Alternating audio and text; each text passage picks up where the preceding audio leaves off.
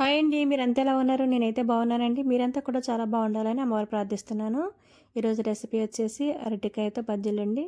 దీనికోసం ఒక అరటికాయని తీసుకుని తొక్క తీసేసుకుని రౌండ్గా చక్రాల ముక్కలు కట్ చేసుకుని పక్కన పెట్టుకోవాలి.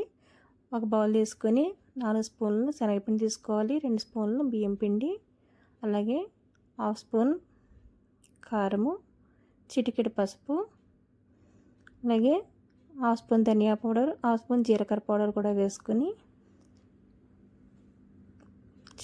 రుచికి సరిపడా సాల్ట్ కూడా వేసుకుని కొద్దిగా వాము కూడా వేసుకుని మొత్తం అంతా కలిసేటట్టుగా బాగా ఒకసారి కలుపుకోవాలి. పిండి మొత్తము ఇట్లా పిండి కలుపుకున్న తర్వాత వాటర్ కొద్దిగా వేసుకుంటూ కలుపుకోవాలి.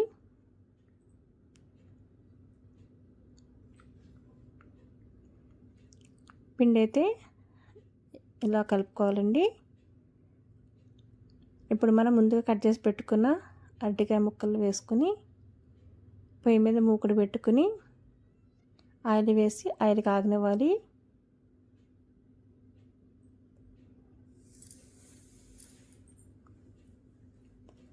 ఆయిల్ కాగిన తర్వాత ఇట్లా ముక్కలను అయితే పిండిలో డిప్ చేసుకుని ఒక్కొక్కటి ఆయిల్లో వేసేసుకుని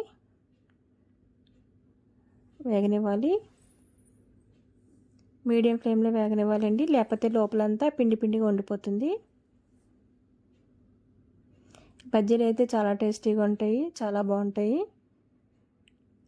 మనం పప్పుచారు కానీ చారు కానీ పెట్టుకున్నప్పుడు ఇట్లా అరటికాయతో బజ్జీలు వేసుకుని తింటే చాలా టేస్టీగా ఉంటుంది. ఈ వీడియో నచ్చితే లైక్ చేయండి, షేర్ చేయండి, సబ్స్క్రైబ్ చేసుకోండి. ఇలానే పిండి మొత్తం వేసేసుకోవాలి.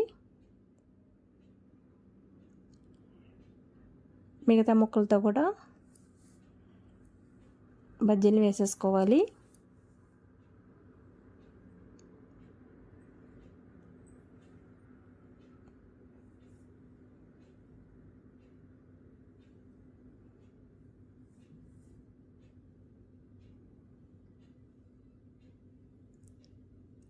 ఇట్లా ఎర్రగా వేగిన తర్వాత ఒకసారి బాగా కలుపుకొని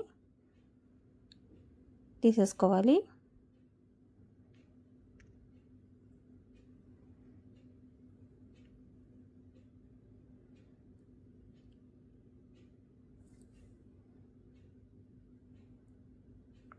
ఈవినింగ్ స్నాక్స్లోకి పిల్లలు తినడానికి కూడా చాలా టేస్టీగా ఉంటాయండి. పిల్లలు స్కూల్ నుంచి రాగానే ఇలా అరటికాయతో బజ్జీలు వేసి పెడితే చాలా ఇష్టంగా తింటారు. చాలా టేస్టీగా కూడా ఉంటాయి.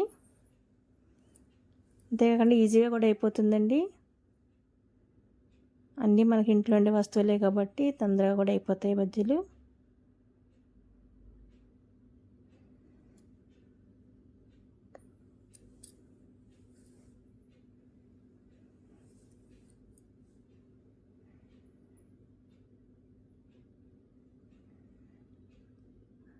అంతే అండి, ఎంతో టేస్టీగా ఉండే అరటికాయ బజ్జీలు అయితే రెడీ అయిపోయింది.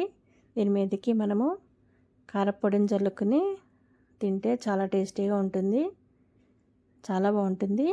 వీడియో నచ్చితే లైక్ చేయండి, షేర్ చేయండి, సబ్స్క్రైబ్ చేసుకోండి. ఇంకెందుకు ఆలస్యం, వేడివేడిగా కారపొడి జల్లుకుని తింటే టేస్ట్ అయితే అద్దరిపోతుందండి. Thank you for watching.